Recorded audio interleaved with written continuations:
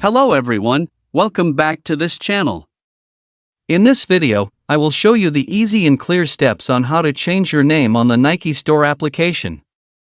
So how do you change your name on the Nike Store application?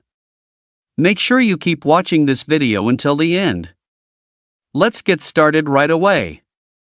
Firstly, open the Nike Store app on your Android device. This is the initial screen of the Nike Store app. Next, tap the three-line menu icon in the upper left corner of the screen. A scrolling menu will appear. Next, tap the profile menu icon. And tap Edit Profile. A profile menu like this will appear.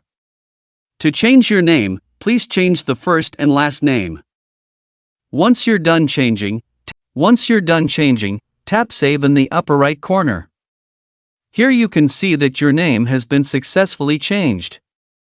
So that's it, tutorial on how to change your name on the Nike Store application. Thank you for watching.